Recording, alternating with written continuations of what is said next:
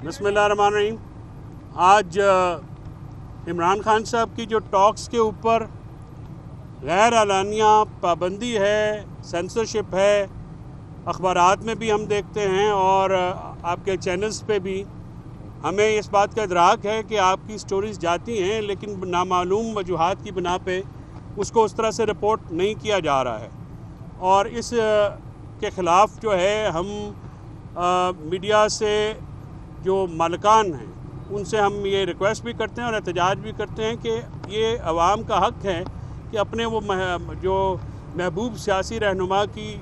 Jail से होने वाली जो गुफ्तगू है उसको सुन पाएँ। आज हमारा जो आपके सामने आने की एक वजह ये भी है क्योंकि वो पाबंदियों का शिकार कर दी गई, तो आज फिर मुझे हुक्म हुआ है कि मैं आपके साथ वो बात करूं जो कि खान साहब ने अंदर भी की है, तो आपके साथ वो शेयर करूं। आज रिपोर्टर्स के साथ खान साहब ने बात की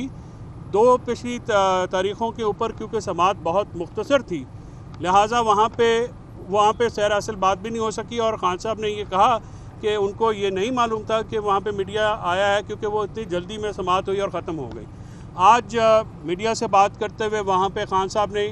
जो कहा है उसमें सबसे पहले बात तो उन्होंने ये कहा जो ह्यूमन राइट्स वायलेशंस हैं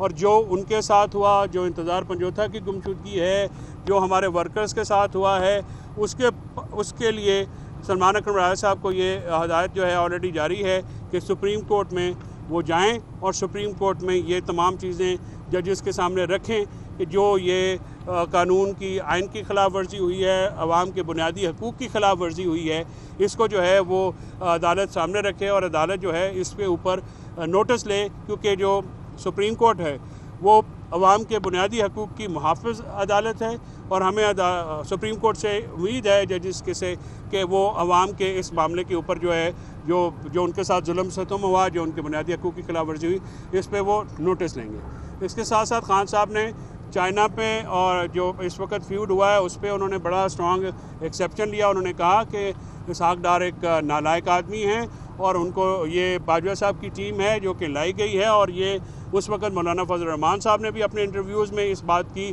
जो है वो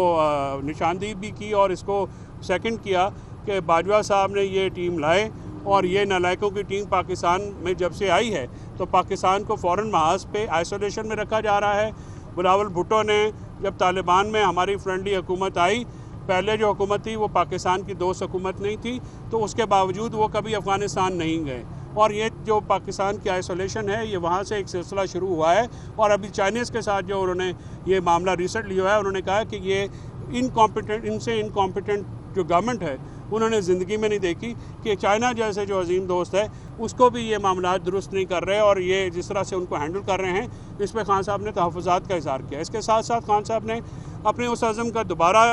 जो है उसको दोहराया कि जो हकीकी आज़ादी है, हकीकी आज़ादी यानी rule of law, independence of judiciary, democracy, इनके ऊपर कोई समझौता नहीं होगा, किसी किस्म की कोई डील नहीं होगी। उन्होंने कहा कि ये जो मेरे साथ इन्होंने सलूक रवा रखा वो उनको ब्रेक करने की कोशिश थी, लेकिन वो ब्रेक नहीं हुए और ना ही वो ब्रेक होंगे। वो अनडेटेड हैं और इस अपना रिजॉल्व जो है, जो अपनी कमिटमेंट है उनकी इनके साथ, वो बिल्कुल जारी रहेगी। और पाकिस्तान तहरीक इंसाफ अपना जो एहतजाज का जो तरीक़ाकार है वो जो है उसको जारी और सारी रखेगी। हम ये आइनी तरमीम बिल्कुल नहीं मानते। उन्होंने कहा कि आइनी तरमीम मुल्क में निज़ाम इंसाफ पे हमला है, लोगों के बुनियादी हकूक़ पे हमला है, लिहाजा इसको तस्लीम करने का जो है कोई जवाज़ नहीं पैदा होता। उसके साथ साथ आज खान साहब ने इंतज़ार पंजोथा साहब की गुमशुदगी के बारे में बहुत तहफ़्फ़ुज़ात का इज़हार किया। उन्होंने कहा कि इतने दिन गुजर गए हैं, वो फोकल पर्सन थे और वो लीगल मैटर्स को वही देखते थे और उनकी एब्सेंस में लीगल टीम जो है उसको जो नई लीगल टीम, क्योंकि आज तोशा खाना जो 2 केस है उसमें चार्ज फ्रेमिंग के लिए रखा गया था, जिसमें हमने एप्लीकेशन दी कि ये तो केस ही नहीं है, तो ये मेरिटलेस केस है, इस पे चार्ज फ्रेम करने से पहले जो है चार्ज फ्रेम ही नहीं किया जा सकता, इसके मेरिट पूरे नहीं हैं। लिहाजा वो ट्यूसडे को चली गई है, उसकी समाअत आज जो है वो फ़र्द जुर्म नहीं लगाई जा सकी। और आज बीबी साहब भी पेश हुई और खान साहब भी पेश हुए और मीडिया से उनकी जो टॉक्स थी। हाँ, और इसके साथ साथ मैं एक बात वाज़ेह करता चलूँ, मैंने ये देखा है कि सोशल मीडिया पे ये कहा गया शायद कुछ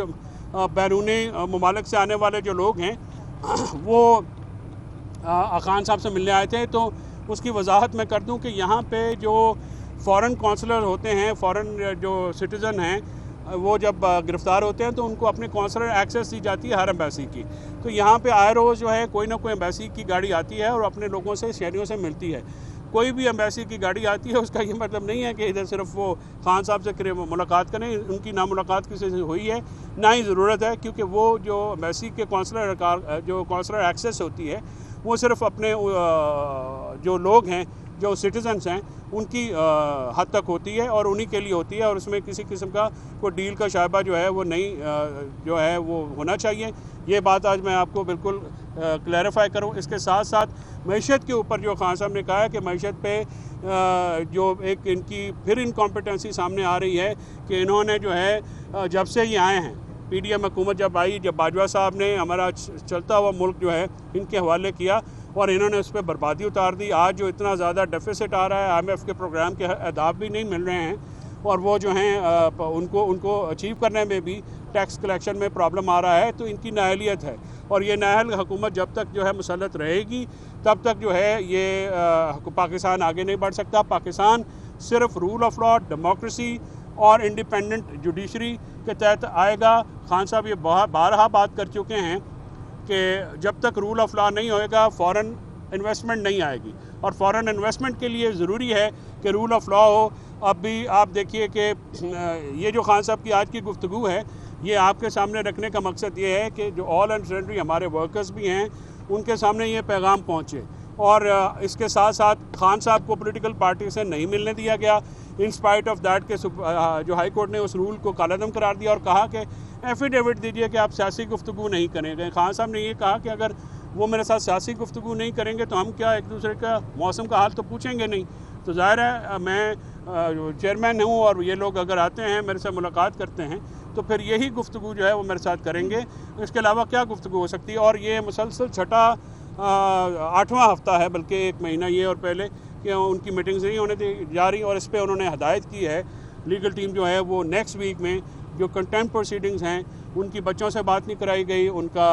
ये मुलाकात नहीं कराएगी, लॉयर्स का एक्सेस ड्रॉप की गई, जो उनकी जेल फैसिलिटीज़ हैं। अखबारात का उन्होंने स्पेशली जिक्र किया कि अखबारात उन तक नहीं पहुँचाए जाते जो वो चाहते हैं। वो अखबारात और TV के जो चैनल हैं, 2 चैनल जो हैं वो भी बंद कर दिए गए। सिर्फ PTV उनको दिखाया जाता है जो कि बजाते खुद एक सज़ा है, तो PTV तो वो देखते नहीं हैं। तो इंडिपेंडेंट चैनल सब के एक्सेस जो है वो रोकी गई है और जेल मैनुअल की शदीद खिलाफ वर्जी हो रही है, सिरहन खिलाफ वर्जी हो रही है। और आज इसके साथ साथ मैं आखिर में इंतज़ार और पंजोता साहब की हमें शिद्दत से इंतज़ार है। मैं अटॉर्नी जनरल साहब को आपके तवसत से मुखातिब करके कहना चाह रहा हूँ कि सर, आपकी जो डेडलाइन है वो भी क्रॉस हो गई है। मुझे आपसे ये इस्तदा करनी पड़ी है, मीडिया के थ्रू करनी पड़ी है कि आप इंतज़ार पंजोता साहब की बाज़ाबी के लिए जो वादा आपने किया उसको जो है वो निभाएं और हमें हमारे भाई तक जो है एक्सेस दी जाए। और अगर उनके ख़िलाफ़ कोई इल्ज़ामात हैं तो अब बहुत हो गया, तकरीबन 4 हफ्ते होने वाले हैं, उनका कोई वेयर अबाउट का पता नहीं है। इंतज़ार साहब की वेयर अबाउट्स के बारे में उनकी फ़ैमिली, उनके बच्चे, उनके वालिदैन, उनके भाई, हम दोस्त सारे बहुत परेशान हैं। और हम ये गवर्नमेंट से, इस रियासत से उम्मीद ना होने के बावजूद हम ये दरख्वास्त ज़रूर करते हैं कि इंतज़ार पंजोता की रहाई के लिए करें। और बार काउंसिल और बार एसोसिएशंस को मैं बिल्कुल ये मुल्तमस हूँ कि आप अपना रोल अदा करें। इस तरह से चुप रहे तो दिन दहाड़े दारुल हुकूमतों से वकीलों का अगवा होना और फिर उनका जबरी गुमशुदा कर देना, उनको जबरी गुमशुदगी का शिकार कर देना, यह इंतहाई ज़्यादती की बात है और इसमें हर कोई अपना रोल अदा करेगा।